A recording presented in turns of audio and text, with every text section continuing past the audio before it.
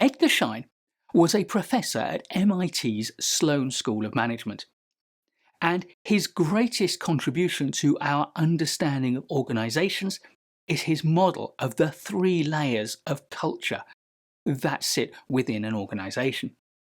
And we'll look at that in much more detail in a later video. For now though, all you really need to know is what those 3 levels are.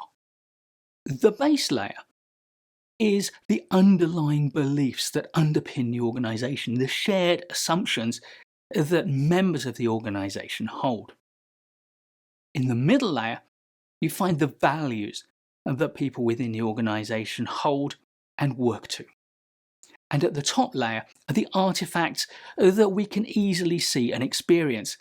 Indeed, even an external observer can see and experience those artifacts. This is the bit of the organizational culture that is very much on show. Therefore, it's at this most superficial level that we can easily detect the major differences in the organizational model. So, in this video, we'll look at 2 opposing cultural models that Schein defined, and these will give us our first and simplest introduction to the wide range of organizational models that we'll be looking at in later videos.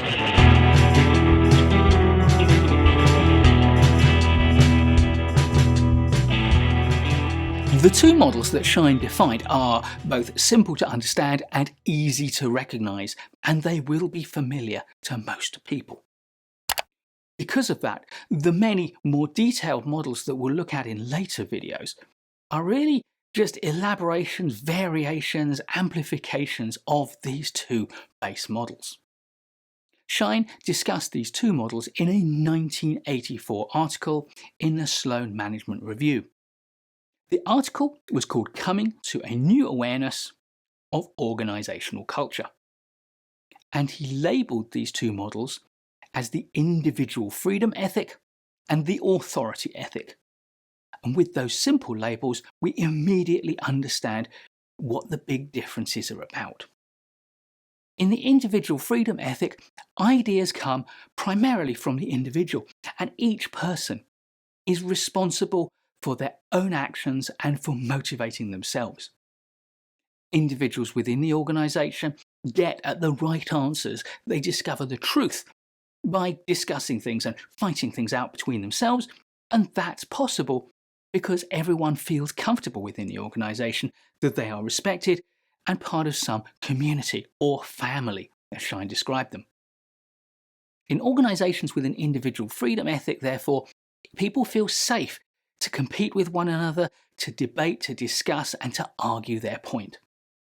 As a result, we find artifacts such as informality.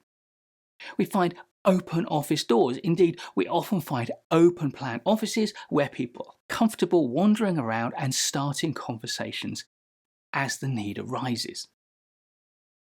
Standards of dress may still be formal, but they tend towards the informal. And certainly there are lower levels of formality in the way that people address one another. There may be a hierarchy, but people don't feel inhibited by the hierarchy in their social interactions.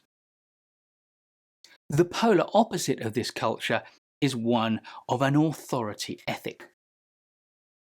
In organisations with a strong authority ethic, it's felt that wisdom and the right answers come from more senior individuals who are perhaps better educated, longer serving, and certainly have higher levels of status within the organisation. As a result, the hierarchical structure is emphasised within authority cultures. Reporting lines and therefore relationships are often linear and vertical up through the organisation, and there are high levels of deference to rank, authority, experience, age, and perceived wisdom. There are often high levels of loyalty to individuals within organisations that have an authority ethic, but each individual within that organisation tends to stick very much within their own niche, Often there are boundaries around job roles which are highly respected. The organisation itself will often take a paternalistic view of its employees, seeing it as its job to take care of them. In return, it expects high levels of loyalty and compliance. The artifacts we see in this sort of organisation are, of course, all of the trappings of formality: highly formal workwear, highly respectful and formalised relationships between individuals, often a quiet working environment with closed office doors. Rank and position in the hierarchy are important to everyone. Often, even if you only need a short and simple conversation, you will need to make an appointment. Of course, there's a spectrum. These two archetypes merely represent the extreme ends of that spectrum, and most organisations exist somewhere on it. And the other thing I would say is that there seems to be a shift in time.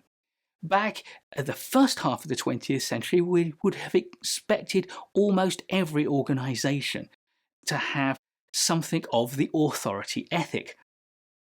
Now, in the early 21st century, we find a lot of organisations, particularly the newer organisations, have a far stronger individual freedom ethic.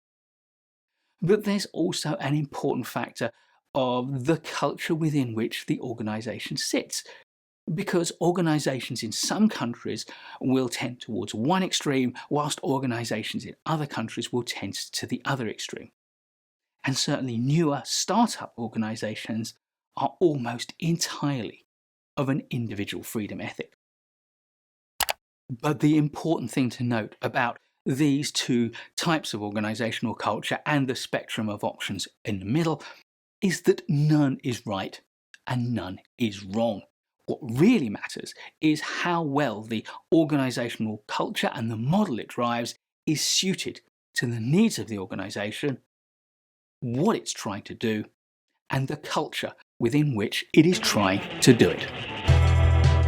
Please do give us a thumbs up if you like this video. There's loads more great management courses content to come, so please subscribe to our channel and hit the bell so you don't miss any of it. I'll look forward to seeing you in the next video, and in the meantime, keep learning.